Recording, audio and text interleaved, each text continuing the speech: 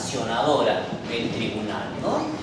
Aquella posibilidad, es aquella facultad que tiene el tribunal para proporcionar, afligir un mal al administrado por la infracción de una norma, ¿no? La sanción, en otras palabras, es un mal que se aplica digamos, se aflige al administrado por la infracción, por una conducta previamente tipificada.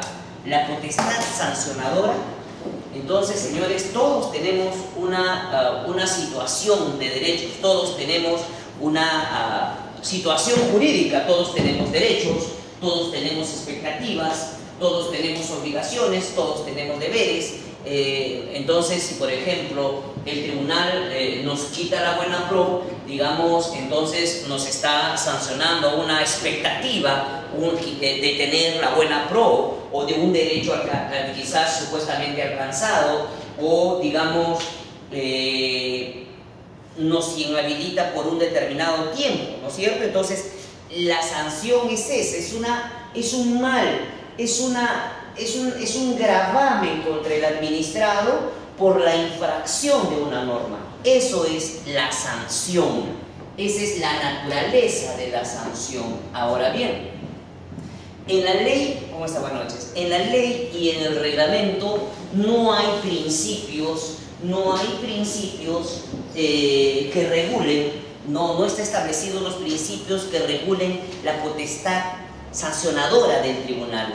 Cabe señalar que la potestad sancionadora tiene reserva de ley. ¿Qué quiere decir? Solo por ley se puede establecer, ¿qué cosa? Sanciones, no por reglamento, solo por ley. Salvo algunas excepciones, dicen que la misma ley le autoriza al reglamento a, digamos, hacer algunas precisiones. Pero la ley, señores, solo por ley, ¿qué cosa? Entonces se dan las sanciones, no por reglamento. Por reglamento no se puede dar, ¿qué cosa? Sanciones, sino tiene reserva de ley, solo por ley. Hablábamos de los principios. Entonces, en el tema de los principios, solo se regula supletoriamente lo que está establecido en la ley del procedimiento administrativo. Eso, por si acaso, se regula entonces en la potestad sancionadora.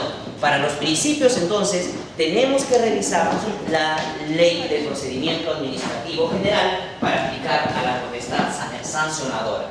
Por ejemplo, tenemos el principio de causalidad. ¿Qué quiere decir eso? Que solo se aplican las sanciones a quien ha cometido ese hecho. No se puede sancionar a una persona por hecho cometido a un tercero, ¿no es cierto? Principio entonces de causalidad, principio de tipicidad, que toda infracción la aplicación de la sanción tiene que estar previamente tipificada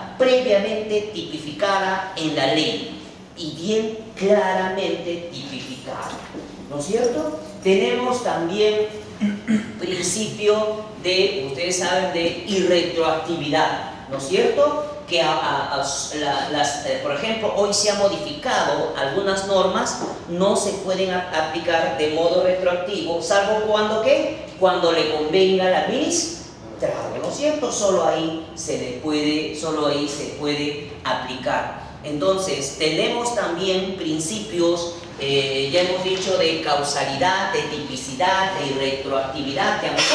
Vamos a ver también el tema de la prescripción, eso ya lo vamos a ver. También, entonces, principio de razonabilidad. Esto es importante y uno de los más importantes, que toda sanción tiene que tener tres aspectos. Adecuación, tiene que ser idónea. Por ejemplo, pasarnos una luz roja, no nos van, digamos, a decomisar el carro, ¿no es cierto? Eso es adecuación. Tiene que ser necesaria la medida tiene que ser lo menos gravosa, lo menos traumático para el administrado, y tiene que ser proporcional. Todo eso tiene que ser, digamos, una sanción. toda vez que si no cumple con esos requisitos puede ser declarada su nulidad. ¿Qué quiere decir proporcionalidad? Que se tiene que hacer un análisis costo-beneficio de lo que del mal que se está infringiendo, de los derechos que se están afectando y con la finalidad pública, ¿no es cierto? Porque la razonabilidad entonces es el empleo del imperio del Estado, pero digamos de acuerdo al objetivo que se va a conseguir, ¿no es cierto? Esa es la razonabilidad. Ahora, la razonabilidad y la proporcionalidad tienen una convivencia. ¿Por qué? Porque la proporcionalidad es la medida de la razonabilidad. Entonces, ya les digo, una medida, digamos, una medida, digamos, una sanción de una presentación de un documento falso, digamos, no lo vamos a inhabilitar, digamos, de inmediato. Hay unos pasos a seguir. Entonces, estos principios de esta potestad sancionadora y digamos lo que significa esta facultad de la entidad hay que tener en cuenta dentro de esos parámetros de los principios. Entonces, por ejemplo, también hay un derecho de no bis in idem, ¿no es cierto? Llamado que tiene dos temas, ¿no? Una material y una procesal. Una material es a que a nadie se le puede aplicar doble sanción por un mismo hecho, ¿no es cierto? Y una materia procesal que a nadie se le puede, digamos, iniciar un proceso por algo que ya se decidió. Ahora bien, entonces, vamos a ver. Por ejemplo, si a ti el tribunal te quita, o el OCE te anula tu RNP porque has presentado un documento falso, ¿el tribunal te debería de sancionar o ya no? Ya presentaste el documento falso al RNP y te declararon nula tu RNP, ¿el tribunal debería sancionarte? Ya no, pues, porque ya te aplicó una sanción. Ahora, hay unos temas que a mí, les paso esa inquietud. Miren, por ejemplo, todas las medidas de naturaleza resarcitoria o indemnizatoria se dicen que no es sanción, ¿de acuerdo?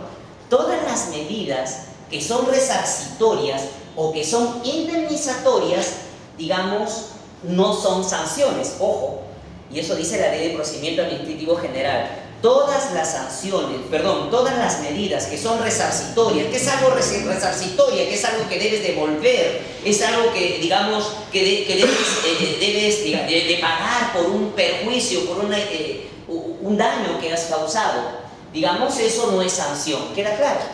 Ahora bien, entonces, cuando el tribunal, por un hecho, digamos, te resuelve el contrato por causa justificada de ustedes, ¿qué cosa hace? Le ejecuta la garantía. Ahora, yo me pregunto, ¿la multa es una sanción? ¿Qué cosa es la multa? Es aquel gravamen económico que se le da a una empresa, a una persona natural o jurídica por incumplimiento de una norma. Eso es una multa, ¿de acuerdo? Eso es una multa, señores. Tanto así que ahora el tribunal considera que la multa es una sanción. Es por eso que vamos a hacer que para ciertos supuestos, ¿qué cosa? Hay multa. Pero es que la multa no es una medida resarcitoria. No es una medida resarcitoria, es una sanción, es una reacción del Estado ante el incumplimiento de una norma. Muy bien. Muy bien. Ahora, o incumplimiento de alguna obligación, ¿sí o no? La garantía.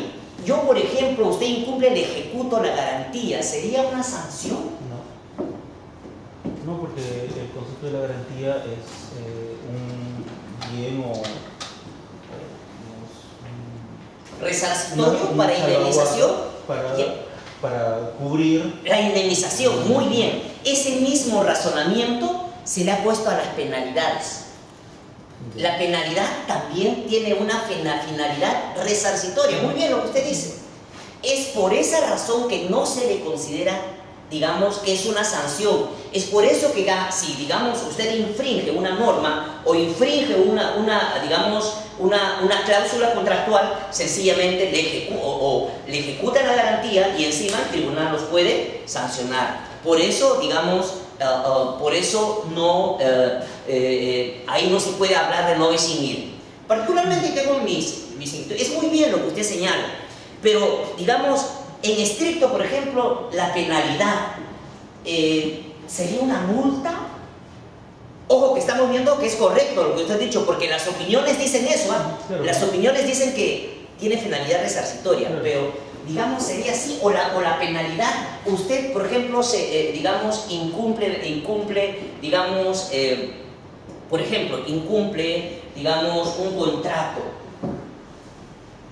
Claro, porque ese es el tema. Cuando uno se compromete a entregar un bien o servicio, y la penalidad se aplica cuando uno no lo entrega en el momento pactado o en la magnitud que se pactó. Entonces, ¿la penalidad sería una multa o no? Porque No. si es una multa sería sanción, ¿no es cierto? No es una multa, ¿no es cierto? No es una multa, Es un porque- gravamen económico con fin de resarcitorio. Es por eso que esos no son sanciones. Y es por eso que ahí no se puede hablar del no vecino. ¿Se entendió, no? Es por eso que tanto la sanción como, tanto la multa como la garantía no son sanciones. ¿Por qué?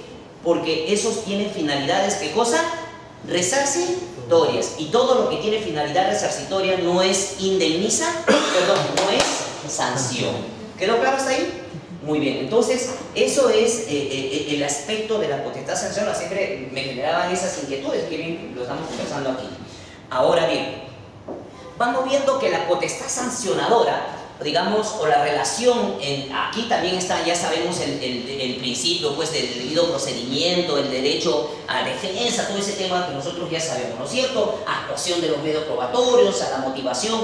Todos estos derechos al debido procedimiento, hay una diferencia contra el proceso disciplinario para los que trabajan en las entidades.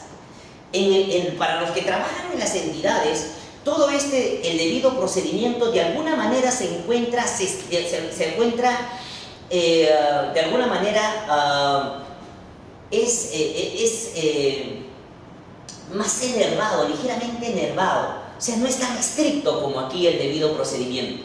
Es por eso que muchas veces en los procesos disciplinarios, digamos, por ejemplo, se ha menguado, por ejemplo, el principio de tipicidad. Por ejemplo, en el proceso disciplinario se sancionará a aquellos proveedores que incumplan con la norma. Algo así dice, ¿no? Un poco más abierta esas normas, se ha enervado un poco el principio de tipicidad ahí y en comparación con la potestad sancionadora, ahí sí rige en toda su plenitud el debido procedimiento. ¿No es cierto? Hay estos temas entonces interesantes, teóricos, en el tema de la potestad sancionadora, pues que se aplican definitivamente aquí en el tribunal. ¿Hasta aquí alguna pregunta sobre ese concepto de la potestad sancionadora?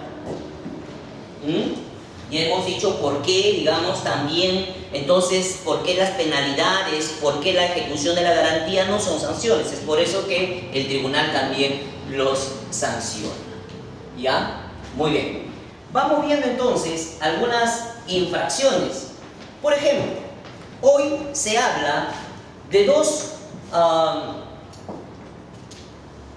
supuestos que de alguna manera se ha separado: desistirse o retirarse injustificadamente de su propuesta. Ahí se aplica una multa. Antes, cuando usted se desistía, cuando usted se retiraba, de frente le caía, ¿sí o no? En cambio ahora hay la posibilidad de un análisis, que se analice si efectivamente ese desistimiento, que tendría que ser por escrito, o ese retiro de la propuesta, digamos, ha sido o no injustificado. Primeramente, el tema del desistimiento. Entonces, con la norma anterior, si usted se desiste o se retira, digamos, ¿no es cierto?, ya había ahí un efecto jurídico. Hoy no, hoy se analiza esta figura, se analiza el tema de injustificado. ¿Cuándo usted se desistiría, por ejemplo? Ojo que tiene que ser por escrito. ¿O cuándo retiraría su propuesta? Por ejemplo, ayer me hicieron una pregunta, el tema del aumento de la remuneración mínima vital, ¿no es cierto? El aumento de la remuneración mínima vital. ¿Cuándo entra en vigencia? 1 de mayo. Si usted lo convoca hoy día, lo convoca con ese monto, con el actual. Están haciendo esa pregunta. Están convocando por ahorita servicios de intermediación laboral. ¿Esa norma está vigente ahorita?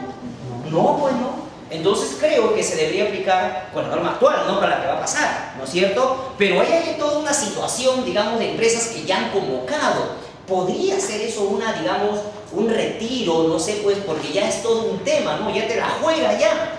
Por ejemplo, si se dan en ejecución contractual, podría haber reajuste, pero no podría haber plata. Eso genera todo un problema. Reducción de prestaciones. Si no, la entidad no quiere reducción de prestaciones, te tendrás que ir a arbitraje con todo ese tema. Podría ser un supuesto de yo me desisto, ¿no? Un supuesto justificado, quizás. O quizás, digamos, ojo que el tema del desistimiento tiene que ser por escrito. El tema del retiro, eso no. ¿Cuándo puedo retirar mi propuesta también? ¿Cuándo creen que pueden retirar su propuesta? ¿Qué pasa si durante la ejecución contractual yo veo pues que la entidad, y muchas veces pasa, ¿no? Veo una empresa, trabajo con una empresa que vende esos equipos de aire, y muchas veces esos equipos ya no los fabrican, ¿no? ¿Qué pasa si durante el proceso estás ante esa situación? ¿Sería justificado? Entonces, eso es una nueva, digamos, precisión que se ha hecho. Ahora bien, ¿qué cosa quiere decir injustificado entonces? Ahí se analiza la figura de la culpabilidad. ¿Qué quiere decir? De la intención o de una causa eximente que, digamos, que le permita hacer esa situación, ¿no es cierto? Eso es, ¿qué cosa? Lo injustificado. Lo justificado es un análisis subjetivo. Oiga, usted, digamos, se analiza si usted quiso, la intención que usted tuvo o no, o si hay verdaderamente una causa eximente que le dé, digamos, tranquilidad que usted retiró o desistió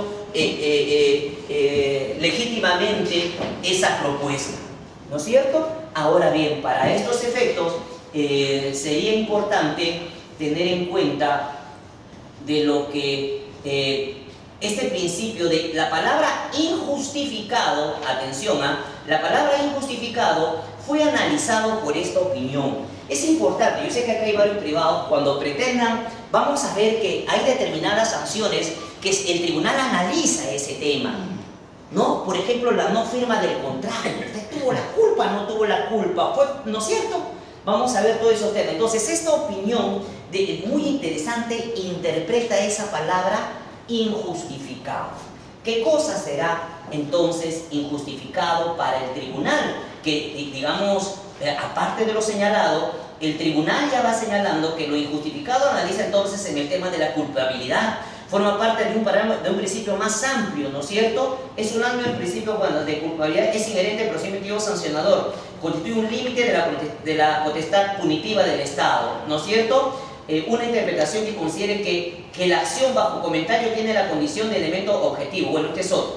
Entonces, la culpabilidad es la intención, digamos, o que hay verdaderamente una causa eximente de la responsabilidad que se le pudiera imputar. Entonces, este criterio es para determinados supuestos. Para determinados supuestos, para otros supuestos, ¿qué será? La objetividad. ¿Dónde está aquí? Acá está. ¿Qué dice? El tribunal, a ver, ayúdenme con la lectura. El tribunal insiste mucho en considerar el principio de no solo como un derecho de persona, sino fundamentalmente como un límite a la potestad punitiva. Ahí se analiza ¿qué cosa? La intención, que haya causas eximentes o no de responsabilidades, ¿no es cierto? Pero el principio también tenemos de culpabilidad. Acá analizan todo el principio de culpabilidad, pero aquí también ¿qué dice?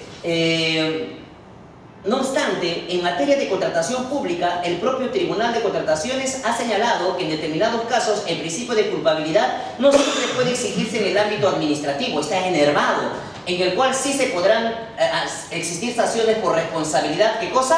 Objetivas. ¿Cuál es un hecho que se sanciona de modo objetivo? La presentación de documentos falsos. Ahí no se busca quién es el autor ni nada por el estilo. Ahí, digamos, presentaron el documento falso y a él le sancionan, ¿no es cierto? Digamos, a él le sancionan. Ya vamos a ver cómo funciona esto en consorcios, ¿no es cierto? Pero de que la sanción cabe, cabe la sanción. Muy bien, entonces, estos principios y esta palabra de injustificado, que es muy importante para varios tipos de infracción, están en esta infracción, están en esta opinión, por lo cual sería importante que lo revisen, ¿ya? Porque ha sido interpretación del OCE. Entonces, tenemos esta primera infracción. Aquí vamos a ver que aquí se le va a aplicar la multa. Luego vamos a aplicar cómo funciona eso, ¿no es cierto? Ahora el tribunal vamos a ver que se le va a aplicar una multa del 5 al 15%, del 5% al 15% de la propuesta económica o del contrato. Ya vamos a ver cómo funciona. Lo otro tenemos incumplir injustificadamente con su obligación de perfeccionar el contrato o de formalizar el convenio marco. Aquí también ya no cabe inhabilitación. ¿Qué cosa cabe? Multa, ¿no? Multa. Hay una cosa también importante aquí. Un tema analizado a nivel de la doctrina del procedimiento administrativo es que una sanción no debe ser beneficiosa para el administrado, ¿no es cierto? Eso es un límite también que se debe graduar al aplicar esto. Una sanción no debe ser, digamos, beneficioso para el infractor y, digamos, puede seguir contratando con el Estado. Eso también es un límite, ¿no es cierto? Eso también va a tener que graduar acá. Que tanto algunos proveedores, bueno, no firman el contrato y sencillamente pagan su multa, digamos, y siguen contratando. O sea, también ya se va a tener que sopesar esos temas, ¿no? Entonces, incumplir injustificadamente su obligación de firmar el contrato. Entonces, ¿esto qué tipo de infracción será? ¿Objetivo o subjetivo? Subjetivo, ¿sí o no? ¿Cuándo está, de alguna manera, cuándo hay una causa eximente para que no sea sancionado para, ¿qué cosa? Por el tribunal? ¿Ah? El tema de imposibilidad física o imposibilidad jurídica. Estos temas, cuando alguien no quiere firmar el contrato, de imposibilidad física o imposibilidad jurídica, fue analizado en esta opinión. Es importante, si alguno de ustedes está en estos temas, que analicen estos conceptos cuando estamos ante un caso de imposibilidad física e imposibilidad jurídica. Entonces, no el tribunal, sino la dirección técnico-educativa, mediante las opiniones, ha señalado que la imposibilidad física del postor ganador de la buena pro se encuentra referida a un impedimento temporal o permanente que lo inhabilita irremediable e involuntariamente a cumplir con su obligación del contrato, ¿no es cierto? Y luego, digamos, entonces, ¿qué sería ese tema? ¿Qué es lo que más están presentando para la imposibilidad física? ¿Certificado? Certificado médico, están presentando un montón, ¿sí o no? A veces no muy reales, ¿sí o no? Algunos están recurriendo a eso, que más también a contrataciones policiales o incluso a informes de médicos legistas, ¿no es cierto? Donde supuestamente pues hay, donde supuestamente hay pues esta persona pues está ya prácticamente en un estado pues que no puede acercarse a firmar, ¿no? Pero si bien en muchas situaciones puede ser cierto, pero también en algunas lo que veo en la práctica es que se está manejando esa situación, ¿no es cierto? Se está manejando esa situación en desmedro del Estado. Entonces, luego tenemos también la imposibilidad jurídica, ¿no? Consiste en la afectación temporal o permanente de la capacidad jurídica de las personas para ejercer derechos o cumplir obligaciones. Puede hacerlo, se produciría la contravención del marco jurídico aplicable al caso. Consecuentemente, que podría generar algún tipo de nulidad también. ¿Qué podría ser una imposibilidad jurídica? Algo que se menciona bastante, que antes de la firma del contrato el tribunal te sancione, ¿no es cierto? Entonces tu capacidad jurídica está mermada, pues, porque tú tienes que estar habilitado para la firma del contrato. Es por eso que antes de la firma del contrato, si el tribunal te sanciona, está mermado, no puedes firmar el contrato. ¿O qué pasa cuando se vence tu RNP antes de la firma del contrato, ¿no es cierto? Porque tú sabes que el RNP tienes que tenerlo vigente en 4 momentos y una de ellas es la firma del contrato. Entonces, ¿qué pasa si no hay la firma del contrato? Ya, no puedes firmar el contrato. ¿Qué pasa si lo firmas? Ya lo conversamos. ¿Será, la entidad deberá aclarar nulo de oficio o será nulo de la vía arbitral? ¿De oficio? ¿Seguro? Esa es la vía arbitral. Porque acuérdense que en la nulidad de oficio tenemos, ¿por qué? Por presentación de documento falso o, ¿qué más? Por impedimento, ¿no es cierto? ¿Qué más? Por, vamos, nulidad de oficio. Porque firmaron el contrato cuando había en camino un recurso de apelación o una exoneración que no estableció los presupuestos. Pero lo que usted está diciendo, ¿sabe cuándo es cierto el tema de se puede declarar en el caso de inhabilitación de nulidad de oficio? Lo que su compañero está diciendo, cuando lo inhabilitan, pero por presentación de documento falso. Porque, ojo, usted lo puede inhabilitar por cualquier tema. Pero si, por ejemplo, si usted lo inhabilita antes de la firma del contrato porque presentó documento falso en esa entidad, ahí se puede aplicar la nulidad de oficio. ¿Ves? Lo que dice su compañero puede ser cierto en este supuesto. Digamos, ¿cuándo qué? Cuando la entidad, ¿qué cosa? Lo inhabilita por presentación de documento falso. ¿Por qué puede caer una nulidad de oficio? Porque es afectación a la presunción de veracidad y es un supuesto de ¿qué? De nulidad de oficio. ¿Se entiende? ¿Sí? ¿Preguntas? Muy bien. Entonces, muy bien. ¿Hasta aquí alguna pregunta? Si no entienden, encantado. Yo repito, señores. Sí. ¿Podría aclarar la nulidad arbitral? ¿La nulidad de quién? Lo que sucede es que por ejemplo, vamos a ver que la diferencia de la resolución entre la nulidad es la siguiente, que la nulidad nace con defectos, ese es el tema de la nulidad. La nulidad, cuando se suscribe, digamos, hay defectos en su nacimiento, en su estructura, hay un defecto. Por ejemplo, firmó alguien que había presentado documento falso, que había presentado documento falso, o alguien que estaba con impedimento para firmar el contrato. Entonces, desde su formación, o alguien que no tenía RNP, desde su formación ya nace con defectos. Y eso, durante la ejecución del contrato, ya tiene que, de alguna manera, que corregirse. Es por eso que ahí surge la figura de la nulidad de oficio, para algunos supuestos. Pero aquellos supuestos que no están en esa nulidad de oficio, tiene que ser, si quiere declarar esa nulidad, tendrá que ser en la vía arbitral. Sin embargo, la diferencia con la resolución, el contrato nace bien, ¿sí o no? El contrato nace perfectamente. Sin embargo, el tema de la resolución es que durante la ejecución del contrato, ¿qué cosa? Surge una situación que impide la prosecución del contrato. Esa es la diferencia entre la nulidad y la resolución, ¿no? En la resolución el contrato nace bien. Lo que pasa durante la ejecución del contrato surge una circunstancia que impide continuar el contrato, ¿no? Se resuelve por un tema de caso fortuito, fuerza mayor, por ejemplo. Ya, esa es la diferencia entre la nulidad y la resolución. ¿Alguna otra pregunta, señores? Vamos, ¿alguna otra pregunta? ¿Se está entendiendo, por favor, alguna otra pregunta? Muy bien. ¿Resolvieron todas las preguntas del examen anterior? Habían dos que era para los que habían asistido. ¿Ah? ¿Tres? ¿Todas? No, esta papayita. Muy bien. Entonces, eso es incumplir injustificadamente su obligación de perfeccionar el contrato o de formalizar el acuerdo marco, ¿no? Eso ya es, aquí también se aplica el tema de la multa. Por ejemplo, otro supuesto que ha pasado mucho, pero ahora ya no va a pasar, pues. ¿Por qué? Porque ahora, por ejemplo, la firma del contrato, ¿desde dónde se computa? ¿Desde el día siguiente del consentimiento de la buena pro o del día siguiente de la publicación del consentimiento? Del día siguiente de...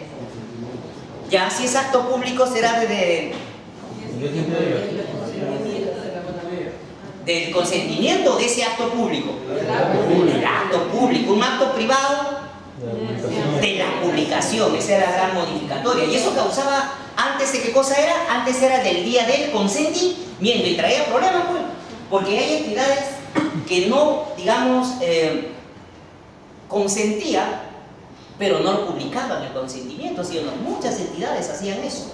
y todavía tenían la frescura de mandarlo al tribunal a los contratistas, cuando era netamente culpa de ellos no publicar el consentimiento, ¿no es cierto? Y pues el tribunal no lo sancionaba. ¿Por qué? Porque ¿qué pasa si tú vas al tribunal, perdón, vas al OCE y quieres tu constancia de no estar inhabilitado? ¿Qué es lo que le hace al OCE? Ah, oye, está consentido, está bonito, pero no está publicado, presión. ¿Te da la constancia o no? No te da, pues, ¿no es cierto? Entonces, si con eso no podías firmar el contrato, entonces eso era una causa justificada. Eso ha pasado mucho, ¿no? Pero ahora ya no va a pasar porque precisamente el cómputo está desde el día siguiente del consentimiento, del día siguiente de la publicación del consentimiento.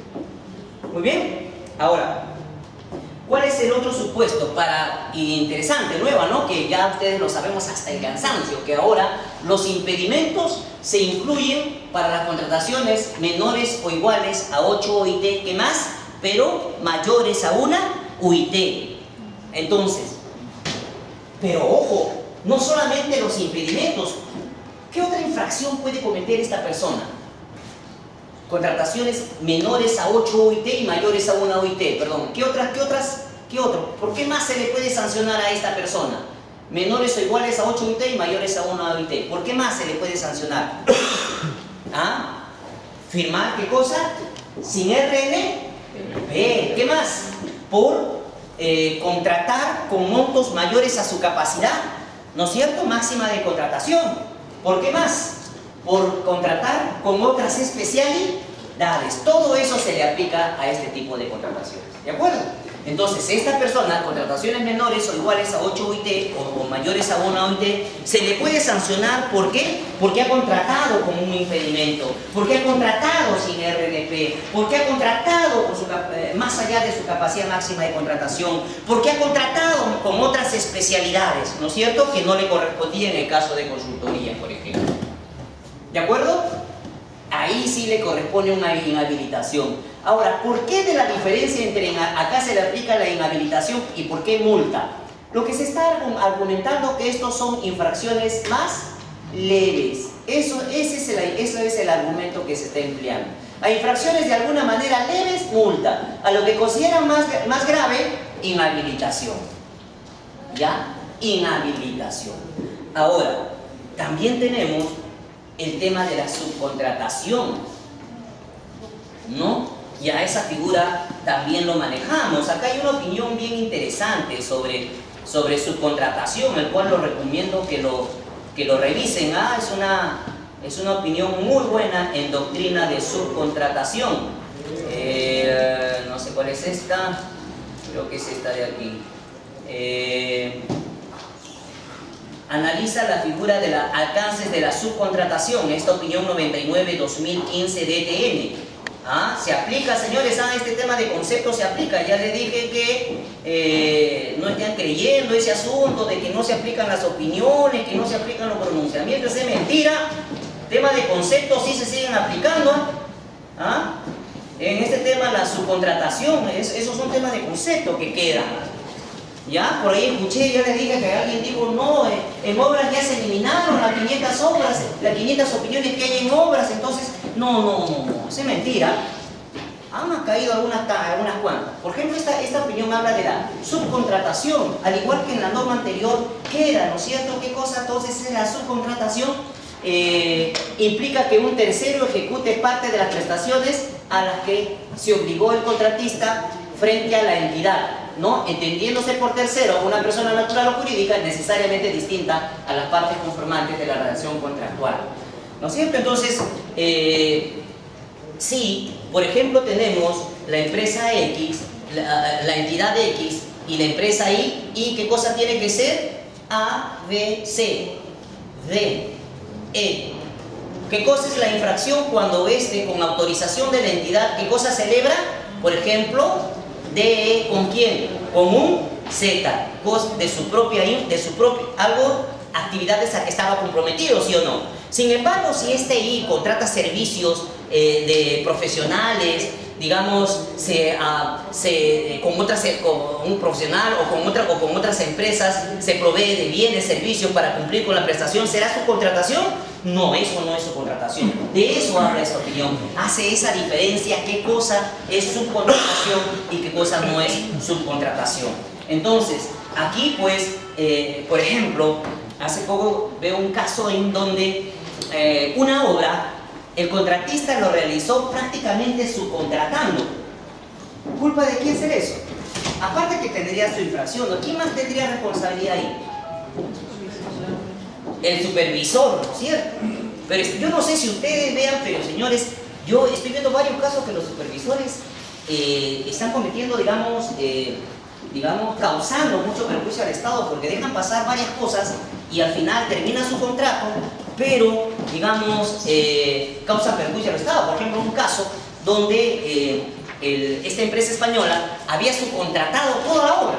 Nadie se dio cuenta, nadie se dio cuenta. ¿Ah? Entonces, y está pasando en varios casos, ¿ah? Pero ahí, bueno, sanción para su contratista. ¿Y los servidores de la entidad tendrían responsabilidad o no? Por ejemplo, el área de infraestructura que ve el área usuaria, ¿tendría responsabilidad ahí? ¿Usted qué cree? ¿O no?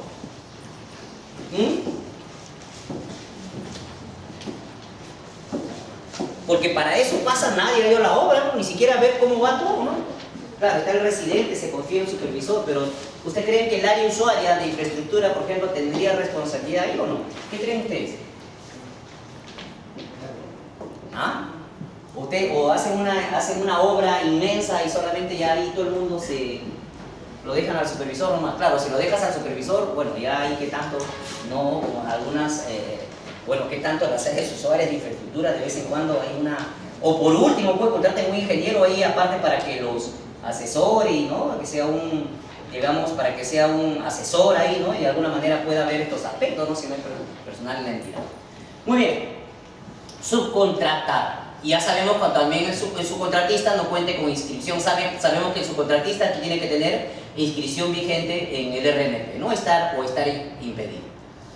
¿Qué más? Ocasionar que la entidad resuelva el contrato, resolución que debe quedar con sentido firme en vía conciliatoria o arbitral. Acá se está precisando de alguna manera que el contratista, pues claro, cause esa resolución, pero esa resolución de alguna manera, ¿dónde? ¿De frente lo comunicamos al tribunal o no? No, ¿no es cierto? Primero, ahora, si lo comunicamos al tribunal, ya sabemos que, y esto está en arbitraje, eso va a ser un motivo para que se suspenda el procedimiento, sanciona, no. Entonces, estas figuras de la resolución, por ejemplo, ya tiene que discutirse en la vía arbitral, ¿no? O vía conciliación. Porque ya hemos dicho que la nulidad se puede discutir en la vía conciliación, ¿qué dijimos? No, ¿no es cierto? Bueno, acá sí cabría la inhabilitación. Pero, digamos, yo le sugiero que si usted quiere comunicar al tribunal, bueno, hágalo, ¿no? Pero si por ejemplo, si se vaya al arbitraje, basta que uno comunique al tribunal el acta de instalación, ¿no? Del tribunal arbitral, por ejemplo, y se suspende el procedimiento sancionador, ¿no? Se suspende el procedimiento sancionador. ¿Qué más? No proceder al saneamiento de los vicios ocultos según lo requerido por la entidad cuya existencia haya sido reconocida por el contratista o declarada en la vía arbitral. Si se dan cuenta, ahora, actualmente con la norma, el tema de los vicios ocultos se discute en la vía arbitral o dice de ser el caso poder judicial, ¿no es cierto? Pero con la actual norma hay la posibilidad que el contratista lo reconozca, ¿no es cierto? Hay la posibilidad, ¿qué cosa? Que el contratista lo reconozca. ¿Qué quiere decir? Yo le digo, ¿sabe qué? Mira, está pasando esta situación en la obra, así es que esto es un vicio oculto. Y ella dice, claro, lo comunica con un medio probatorio, que se pueda actuar como un medio probatorio, y dice, sí, efectivamente, yo he hecho eso, pero lo voy a sanear. Si lo sanea, ¿se le mandará al tribunal o no? Si lo sanea, ¿se le mandará al tribunal o no? Ella reconoce que efectivamente es un vicio oculto, pero lo ha saneado. No, ¿no es cierto? Pero si no lo sanea y reconoció, ya no hay necesidad de ir a la vía arbitral, porque la norma está estableciendo que también se establece por reconocimiento de ¿qué? ¿Del contra? ¿Cuál es? Reconocimiento del contradictor. ¿no es cierto? Ya no será necesario, porque ya lo reconoció, pues esa posibilidad no había antes. Esa posibilidad no había antes. Ahora, por ejemplo, en el tema de los vicios ocultos, hay una opinión también que es bien interesante en el tema de los vicios ocultos, y es la única que he visto en doctrina, al menos en doctrina en vicios ocultos, que es interesante, es diferente si usted lo revisa en el Código Civil, pero diferente si usted lo revisa pues en una opinión. Esta opinión es interesante cuando señala en temas de doctrina de vicios ocultos, ¿no? Esta opinión, ya saben ustedes, ya hemos hablado de la importancia del misma, y esta opinión también queda con la nueva norma, ¿no es cierto? Por eso digo que hay que revisar estos instrumentos. En tal sentido, los vicios ocultos entonces se presenta cuando la prestación adolece de defectos. ¿En qué momento? ¿Anterior o qué cosa? O simultáneamente o concomitantemente a la conformidad o a la recepción de la obra, ¿no es cierto? Los vicios ya están ahí, ¿no es cierto? Pero van a surgir luego. Esos son los vicios ocultos. Por ejemplo, el que elabora un expediente técnico, ¿habrá vicios ocultos o no? Sí, ¿no es cierto? Todo, esas consultorías, vicios ocultos, es importante que lo pongan. Ahora, problema, a veces no lo ponen, porque si no lo ponen será un año, ¿no? Por ejemplo, a ver, miren, ¿qué opinan de este caso? Acá hay un muro, imagínense que este es un muro, ¿ya? Este es un muro que en un caso real es de un gobierno regional, ¿ya? Pero aquí en este muro, vamos a ver pues que hubo, ¿qué grosor puede haber en un muro? A ver, 20 centímetros, ya. En las bases decían, o en el expediente decía, ya, supongamos decía 25 centímetros, ¿también un muro? Ya, 25 centímetros. ¿Qué hizo el señor? Lo hizo 8 centímetros menos. ¿El comité de recepción podrá recibir eso? ¿Será vicio oculto? ¿Qué solución le da? Ya está construido tremendo muro, una cuadra de muro.